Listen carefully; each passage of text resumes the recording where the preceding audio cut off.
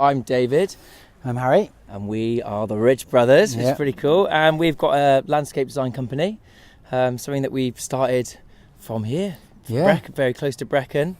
And we've been doing for about 7 years together. Yes. We've slowly worked our way up from doing, small gardens around Brecon, and then we've done the Chelsea Flower Show, which we did quite well in.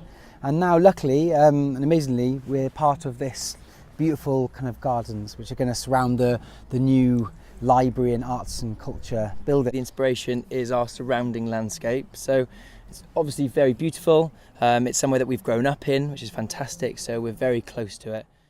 At the front of the museum we have what we label as the parterre. Might be slightly exaggerated, but it's a lovely formal space, quite ornamental with the planting, and that's really to introduce the space.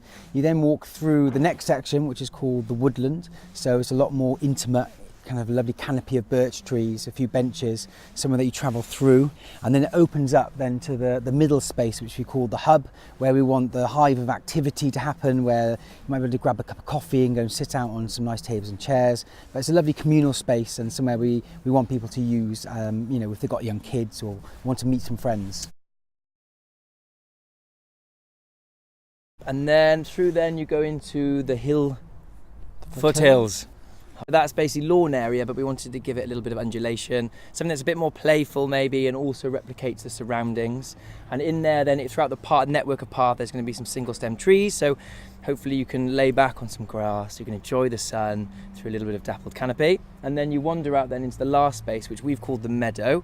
But the idea of that is just to try and replicate a native meadow that you'd find around here, but in an ornamental way. So using lots like native and non-native plants to create an ornamental meadow, which will be vibrant and colourful all year round. Yeah.